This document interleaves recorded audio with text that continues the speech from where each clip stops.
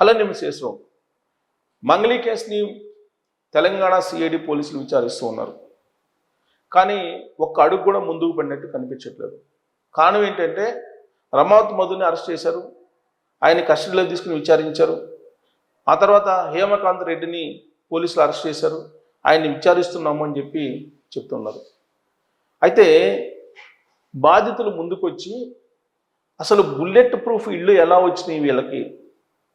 సాధారణంగా ఇల్లు కట్టించుకుంటారు, అలాగే ఎలివేషన్స్ ఖరీదైనవి ఇస్తారు, ఇంటీరియర్స్ ఖరీదైనవి చేయించుకుంటారు.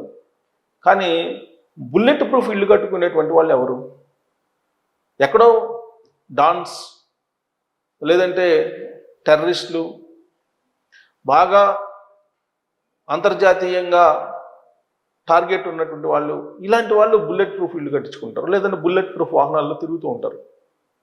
లేదా బాగా అత్యున్నతమైనటువంటి పదవుల్లో ఉండి వాళ్ళు ఉగ్రవాదుల టార్గెట్లో ఉంటే కనుక వాళ్ళకి Z+ కేటగిరీ ఇచ్చేసి బుల్లెట్ ప్రూఫ్ వాహనాలు, బుల్లెట్ ప్రూఫ్ హౌసెస్ ఇవన్నీ కూడా సమకూరుస్తారు. వాస్తవంగా బుల్లెట్ ప్రూఫ్ హౌసెస్ జనరల్గా చాలామందికి ఉండవు. మరి మంగళీ తమ్ముడు పేరు మీద బుల్లెట్ ప్రూఫ్ ఇల్లు కట్టుకుంటున్నారనేది బాధితులు చెప్తున్నటువంటి మాట. మరి ఈ బుల్లెట్ ప్రూఫ్ ఇల్లు ఎందుకు అవసరం ఏంటి అనేది ఇప్పుడు బాధితులు ప్రశ్నిస్తూ ఉన్నారు. అంటే ముందే వ్యూహాత్మకంగా వీళ్ళకి తెలుసు, ప్రజలందరూ తిరగబడతారని కూడా తెలుసు, వాళ్ళు వస్తే కనుక ఏమవుతుందో తెలుసు, అందుకే ముందుగా జాగ్రత్త చర్యగా బుల్లెట్ ప్రూఫ్ ఇల్లు కట్టించుకుంటున్నారా అనేటువంటి ప్రశ్న ఇప్పుడు బాధితుల నుంచి వస్తుంది. 200 కోట్ల రూపాయలకు సంబంధించిన మైక్రో ఫైనాన్స్ కేసు, దీని ఇన్వెస్టిగేషన్ చాలా వేగంగా జరగాలి, కానీ నత్తనడకన జరుగుతుంది అనేది బాధితులు ఆరోపిస్తూ ఉన్నారు. ఈ మైక్రో ఫైనాన్స్ కారణంగా మోసపోయినటువంటి వాళ్ళు కొన్ని వందల మందిలో ఉన్నారు. వాళ్ళల్లో 9 మంది ఇప్పటికే చనిపోయారు. ఆ 9 మంది ఫ్యామిలీస్ని ఎవరు ఆదుకోవాలి? ఆ 9 మంది చనిపోయారు, ఓకే, వాళ్ళ ఫ్యామిలీస్ని ఆదుకోవాలి కదా ఎవరో ఒకరు. ఇప్పుడు గిరిజన సంఘాలకు సంబంధించినటువంటి నేతలు వాళ్ళ ఇళ్ళకి వెళ్ళి పరామర్శిస్తున్నారు. జరిగినటువంటి ఘోరాన్ని, అలాగే జరిగినటువంటి ఫ్రాడ్ని తెలుసుకుంటున్నారు. అనేక మంది ముందుకు వస్తున్నారు, సామాజికవేత్తలు, ప్రజా సంఘాలు కూడా ముందుకు వస్తున్నాయి. గిరిజన లంబాడా తండాల్లో ఉండేటువంటి గిరిజన నాయకులు కూడా బయటకు వస్తున్నారు. ఇంతమంది బయటకు వచ్చి ప్రశ్నిస్తున్నప్పటికీ కూడా హేమకాంత్ రెడ్డి మొత్తం చేశాడని చెప్పి శివచౌహాన్ చెప్తున్నాడు. మరి శివచౌహాన్ ఎక్కడున్నాడంటే తెలీదు, పరార్లో ఉన్నాడు.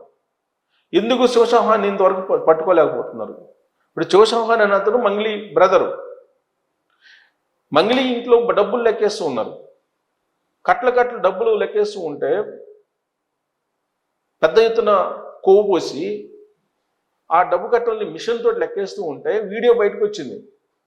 అట్లీస్ట్ ఆ వీడియోని చూసైనా సరే అటు ఇన్కమ్ ట్యాక్స్ కానీ లేదంటే ఇటు ఏసీబీ వాళ్ళు కానీ రియాక్ట్ కాలేదు. అసలు అన్ని డబ్బులు ఎక్కడి నుంచి వచ్చినాయి అని. ఇప్పుడు ఆ మంగళీ ఏముంటుంది, ఇప్పుడు ఆ ఇల్లు నేను ఎప్పుడో అమ్మేశాను, ఆ ఇల్లు నాది కాదు, డబ్బులు లెక్కేసినటువంటి ఇల్లు అని అంటుంది ఆవిడ. ఎవరికి అమ్మామంటే మధుకి అమ్మాను అంట.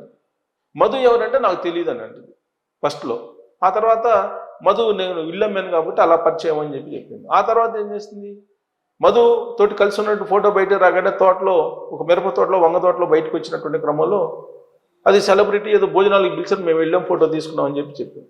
అంటే తప్పు మీద తప్పు, అబద్ధం మీద అబద్ధం పేర్చుకుంటూ వస్తుంది మంగళీ. ఇదే విషయాన్ని బాధితులు ప్రశ్నిస్తూ ఉన్నారు. మరి ఇంత ఓపెన్గా మైక్రో ఫైనాన్స్ లేదంటే ఇతరత్ర వడ్డీల రూపంలో అట్రాక్ట్ చేసి ప్రజల నుంచి వాళ్ళ బలహీనతని క్యాష్ చేసుకొని 200 కోట్ల రూపాయలు ఫ్రాడ్ చేసి దుబాయ్కి, బెంగళూరుకి, ముంబైకి ఇలా రకరకాల ప్లేసులకు పంపించింది డబ్బుని అని చెప్పి బాధితులు ఆరోపిస్తూ ఉంటే పోలీసులు ఈ కేసుని నాన్ సీరియస్గా తీసుకున్నారు అనేటువంటిది ఇప్పుడు మీడియాలో, సోషల్ మీడియాలో వస్తుంది. యాక్చువల్గా మీడియాలో ఈ కేసును అసలు పట్టించుకోలేదు, ప్రధాన మీడియాలో అసలు పట్టించుకోలేదు. అనేక మంది, వందల మంది బాధితులు ఉన్నారు, అయినా కానీ పట్టించుకోలేదు. ఇవాళ సోషల్ మీడియా కారణంగానే నేను ఇంత ఎత్తు ఎదిగాను, ఇంత సెలబ్రిటీ హోదాని సంపాదించుకున్నాను, అదే సోషల్ మీడియా నన్ను వేధిస్తుంది, వెంటాడుతుంది అని చెప్పి మంగళీ బాధపడుతుంది.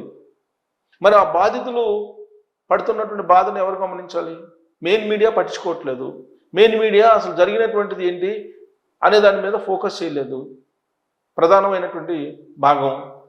మరి సోషల్ మీడియా కూడా పట్టించుకోకపోతే ఇప్పుడు ఆల్రెడీ 9 మంది చనిపోయారు, కొన్ని వందల మంది చనిపోయే అవకాశం ఉందని చెప్పి గిరిజన తండాలకు సంబంధించిన నాయకులే చెప్తున్నారు. ఒకవేళ అది జరగడానికి ఇంకా ఆ సంఖ్య పెరిగితే అప్పుడు పరిస్థితి ఏంటి? మరి సోషల్ మీడియా పట్టించుకోక, మెయిన్ మీడియా పట్టించుకోక బాధ్యతలు ఎవరు పట్టించుకుంటారు? మీరు సోషల్ మీడియాని తప్పుపడుతున్నారు. ఇప్పుడు మంగళి గారు తప్పుపడుతున్నారు. ఇదే సోషల్ మీడియా నన్ను హైలైట్ చేసింది, ఇదే సోషల్ మీడియా నన్ను ప్రశ్నిస్తుంది, ఇదే సోషల్ మీడియా వెంటబడుతుందని చెప్పి ఆవిడ పదే పదే బాధపడుతూ ఉన్నారు. మరి మిమ్మల్ని ఈ స్థాయికి తీసుకొచ్చినటువంటి సోషల్ మీడియా ఇవాళ మిమ్మల్ని ప్రశ్నిస్తుంది. ఎందుకు? మీరు ప్రత్యక్షంగానో పరోక్షంగానో తప్పు చేశారు అనేటువంటి ఆరోపణలు ఎదుర్కొంటున్నారు కాబట్టి. దానికి స్పష్టమైన సమాధానం ఇవ్వాల్సిన బాధ్యత కూడా మంగళి మీద ఉంది. కానీ ఆవిడ ఈ కేసుని వీలున్నంత వరకు నలిఫై చేసేందుకు ప్రయత్నం చేస్తున్నారు అనేది బాధితులు ఆరోపిస్తున్నారు, విమర్శిస్తున్నారు, బాధపడుతున్నారు కూడా. మరి బాధితుల పక్షాన ఎవరు నిలబడాలి? బాధితులకు న్యాయం జరుగుతుందా ఈ కేసులో అనే దాని మీద మీరు కామెంట్ చేయొచ్చు. Thank you.